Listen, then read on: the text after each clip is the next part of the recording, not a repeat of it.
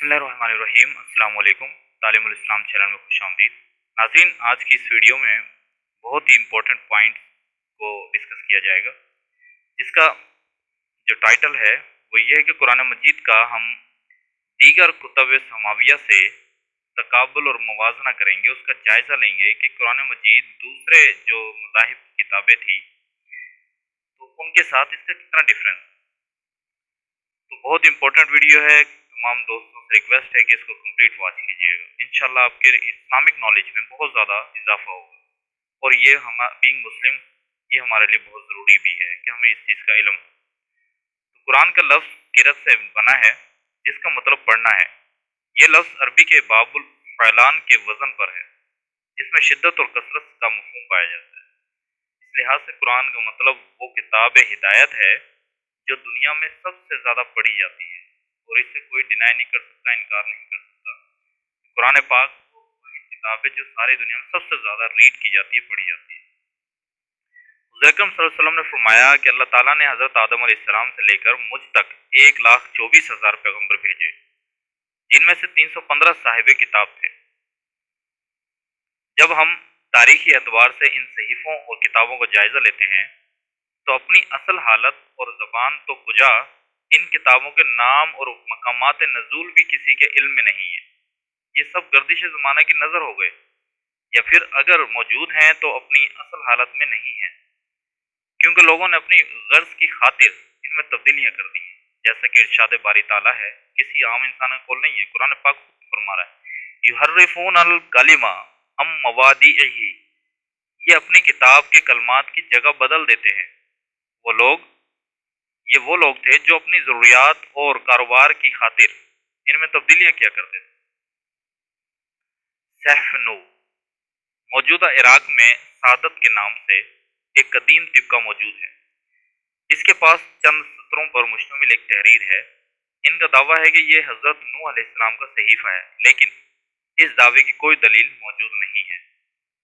इसी तरह से जरतश का ताल्लुक ईरान से है। इनकी किताब का नाम ओस्ता है।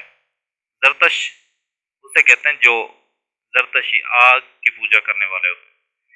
ये इस वक्त के जन जबान में थी, जन जे नून दाल, इस जबान में थी। कुछ अरसे बाद ये जबान खत्म हो गई। इन लोगों ने इसका नतीजा और खुलासा पाजन जबान में तैयार किया, लेकिन ये ये भी मरूर जमाने का शिकार हो गई, यानी कि जमाने के साथ साथ ये भी खत्म हो गई। इसके बाद हिंदू मत का मजहब आता है। वेद, पुराण, उपनिषद हिंदू मत की किताबों के नाम हैं। इसके अलावा रामायण और महाभारत ये हिंदू मत की किताबें हैं, लेकिन इनमें उलझा हुआ फलसफा, तहरीफ और राग रागनी के सिवा कुछ नहीं है। इनकी इब्तदाई जबान, किताबों की जमा और तदवीन, रिवायात, इनकी सेहत, गर्ज, कोई बात भी मुस्तनद तारीखी हवाले से मौजूद नहीं, सारे मन घड़त किताबें। इसके बाद यहूदियत का मजहबी अदब आता है। कुरान हकीम से साबित होता है कि हजरत मूसा अलैहिस्सलाम पर कुछ सहाइफ और तौरात नाजिल हुई थी। तौरात का लफ्जी मायनी कानून है, लेकिन इस वक्त यहूदी हजरत मूसा अलैहिस्सलाम की तरफ 5 किताबों को मंसूब करते हैं। असल किताब मौजूद नहीं और मौजूदा बाइबल अहदनामा किताब कदीम के नाम से 39 कुतुब पर मुश्तमिल है, 39। इसके एक हिस्से का नाम तौरात है। इसमें 5 किताबें शामिल हैं, जिन्हें असफार खमसा या खमसा मौसवी कहा जाता है। इन किताबों के नाम ये हैं: किताब पैदाइश, किताब खरूज, किताब अखबार, किताब गिनती, किताब इस्तिस्ना। ये यहूदियत के मज़हब की 5 किताबें। इसके बाद तौरात की बारी आती है। तौरात की बर्बादियां कैसे हुई, ये सारी बातें भी डिस्कस। तारीखी हवालों से ये बात साबित है कि बख्त नसरी और टाइटस ने यहूदियों का कत्ल आम किया और इनकी तमाम मजहबी किताबें जलाकर रख दी। सदियों बाद सुनी सुनाई याददाश्त और बातों की बुनियाद पर मौजूद तौरात को लिखा गया। मतलब कि जो असल किताबें थी वो उस वक्त जला दी गई, और जब सारी किताबें जल गई तो फिर उसके बाद किसी को कुछ याद था, कुछ कमी बेशी जैसे भी याद था, तो उनको देखकर और उनसे पूछ पूछ कर इस तरह से किताब को लिखा गया। اور اس کی زبان بھی محفوظ نہ رہ سکی، تو گویا موجودہ توریت وہ نہیں ہے جو حضرت موسیٰ علیہ السلام پر نازل کی گئی تھی، بلکہ لوگوں نے اپنی ضروریات اور تجارت کی خاطر اس میں تبدیلیاں کی، اور اب وہ جو صورت موجود ہے وہ حقیقی نہیں ہے۔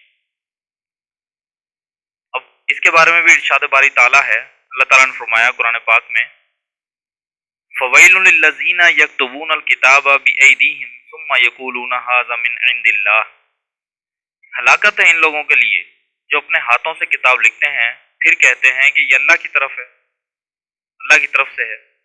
تو اس طرح سے اپنی کتاب میں لکھ کر اور اللہ کی طرف منسوب کرنا بہت بڑا گناہ ہے، اور اللہ تعالیٰ نے خود فرما دیا کہ ہلاکت ہے ان لوگوں کے لیے۔ تو یہی کچھ دوسری مقدس کتاب زبور کے ساتھ ہوا جو حضرت داؤد علیہ السلام پر نازل ہوئی تھی۔ زبور کے معنی حمد و ثنا کے ہیں، لیکن یہ کتاب بھی توریت کی طرح اپنی حقیقت کھو بیٹھی ہے اور شکوک و شبہات کا شکار ہو چکی ہے۔ ناظرین، ایک پوائنٹ سمجھنے کی کوشش کریں کہ یہ جو کتابیں نازل ہوئی تھی اس میں کوئی شک نہیں ہے کہ یہ ساری آسمانی کتابیں تھیں جب نازل ہوئی تھی اس وقت، اور تمام نبیوں پر نازل ہوئی تھی، اس میں کوئی شک نہیں ہے، 100% ہمارا ایمان ہونا چاہیے تمام آسمانی کتابوں پر۔ لیکن وقت کے ساتھ ساتھ اس میں تبدیلیاں جب ہو گئیں، اب موجودہ جو کتابیں ہیں یہ وہ نہیں ہیں جو آسمان سے نازل ہوئی۔ اور ہمارے نبی صلی اللہ علیہ وسلم سے پہلے جو لاسٹ نبی تھے وہ حضرت عیسیٰ علیہ السلام تھے، اور حضرت عیسیٰ علیہ السلام پر جو کتاب نازل ہوئی تھی وہ انجیل تھی۔ انجیل کا لفظی معنی خوشخبری۔ یہ حضرت عیسیٰ علیہ السلام پر نازل ہوئی، لیکن آج پوری دنیا میں کہیں بھی ایک طویل عرصے سے حقیقی انجیل کا کوئی وجود نہیں ہے۔ اس وقت 4 انجیلیں حضرت عیسیٰ علیہ السلام کی طرف منسوب کی جاتی ہیں۔ اناجیل اربعہ کی حیثیت کہ کون سی 4 کتابیں ہیں جو یہاں پر اس وقت وہ منسوب کرتے ہیں۔ اناجیل اربعہ ان کو کہتے ہیں، اربعہ کا مطلب 4 ہوتا ہے، اناجیل انجیل کی جمع ہے۔ اس کے نام سے جو 4 کتابیں اس وقت موجود ہیں اس میں بھی شریعت اور تعلیمات کی بجائے حضرت عیسیٰ علیہ السلام کے حالات زندگی درج ہیں۔ والٹر کے مطابق ایک مرتبہ 70 سے زائد اناجیل کو ایک میز پر رکھ کر ہلایا گیا۔ اب سنیں، اس بات کو سنیں کہ ایک مرتبہ 70 سے زائد اناجیل یعنی انجیل کی کتابیں تھی، ایک 70 سے زیادہ، ان کو ایک میز پر رکھ کر ہلایا گیا۔ ان میں سے جو 4 کتابیں اوپر پڑی رہیں انہیں مستند قرار دیا گیا، اور جو باقی نیچے رہ گئی یا گر گئی ان کو ضائع کر دیا گیا۔ اب یہ دیکھیں، یہ منطقی لاجک دیکھیں ان کا کہ اس پر کیسے بندہ ایمان لا سکتا ہے۔ تو یہ ساری الہامی اور غیر الہامی مذہبی کتب کا یہ مختصر تاریخی پس منظر تھا جو میں نے آپ کے سامنے بیان کیا۔ خود ان کی اپنی کتابوں سے عکس کیا گیا ہے، جس سے یہ بات ثابت ہو جاتی ہے کہ آج تک کسی بھی مذہبی کتاب کی زبان، تعلیمات، صحت، متن، الفاظ کچھ بھی محفوظ نہیں رہ سکتا۔ صرف اور صرف پوری کائنات اور پوری دنیا میں ایک ہی واحد کتاب ہے۔ ان کے مقابلے میں ہم قرآن پاک کا جائزہ لیں تو وہ ہر لحاظ سے ایک محفوظ اور مامون کتاب ثابت ہو، اور بس وہی قرآن پاک ہے جو بے مثال اور یکتا ہے۔ یہ عظمتوں اور حکمتوں کا بھرپور خزانہ ہے۔ اس کے دامن میں سابقہ آسمانی کتب کی حقیقتیں جگمگاتی نظر آتی، مطلب جو ان کی جو کتابیں ہیں ان کے اندر وہ موجود نہیں ہیں، ان کی حقیقت کو قرآن پاک نے خود واضح کی ہے۔ یہ حق و باطل کو الگ الگ کر دینے والا فرقان حمید ہے، سبحان اللہ۔ یہ برہان نور مبین اور ضیاء اسلام ہے۔ انسانوں کی رشد و ہدایت کے لیے مقدس کتابوں کا جو سلسلہ اللہ کی طرف سے شروع ہوا، اس سلسلے کی آخری کتاب قرآن مجید ہے۔ اس کے بعد کوئی کتاب نازل نہیں ہوگی، کیونکہ کوئی نبی بھی نہیں آئے گا، نہ بھی ہمارے نبی صلی اللہ علیہ وسلم آخری نبی تھے، اور کتابوں میں سب سے آخری کتاب قرآن مجید جو آپ صلی اللہ علیہ وسلم پر نازل ہوئی۔ اس کلام پاک میں اللہ تعالیٰ نے سابقہ کتب کا بھی ذکر کیا ہے، اگرچہ یہ سابقہ تمام کتب جن پر ایمان ہمارے ایمان کا جزو ہے، ایمان مفصل میں اگر دیکھیں تو ہم ایمان تمام کتابوں پر اور تمام نبیوں پر ایمان رکھتے ہیں۔ اگر کسی ایک کتاب کو بھی ہم نے جھٹلایا، اس کی حقیقت کو نہ جانا یا اس کو جھٹلایا، تو ہمارا ایمان کامل نہیں ہوتا۔ لیکن ان تمام کتابوں میں تحریف ہو چکی ہے، یعنی تبدیلی ہو چکی ہے۔ ہم بات صرف یہ کی ہے سوائے قرآن پاک کے، اور کیا قرآن پاک ہی واحد کتاب ہے جس کو آخری آسمانی اور محفوظ کتاب ہے جو قیامت تک محفوظ رہے گی۔ اس کا بھی ذکر اللہ تعالیٰ نے خود فرما دیا کہ اِنَّا نَحْنُ نَزَّلْنَا الذِّكْرَ وَإِنَّا لَهُ لَحَافِظُونَ، کہ ہم ہی نے یہ کتاب نازل کی ہے اور ہم ہی اس کے نگہبان ہیں۔ ناظرین، جو کچھ بیان ہوا، اللہ تعالیٰ سے دعا ہے کہ اسے ہمیں یاد رکھنے اور آگے شیئر کرنے، دوسروں تک پہنچانے کی توفیق عطا فرمائے۔ آپ سے فرمائے کہ جو بھی علم ملے اسے آگے تک پہنچائیں، چاہے تمہارے پاس ایک آیت بھی موجود ہے اسے بھی آگے پہنچاؤ۔ یہ تبلیغ کا کام ہمارا کام ہے الحمدللہ، اور امر بالمعروف و نہی عن المنکر یہ ہر انسان کی ذمہ داری ہے، نیکی کا حکم دینا اور برائی سے روکنا۔ جہاں تک بھی ہو سکے کسی بھی پلیٹ فارم سے آپ اسلام کی اشاعت کریں، ٹھیک ہے، نیکی کی اشاعت کریں، لوگوں کی اصلاح کریں۔ اگر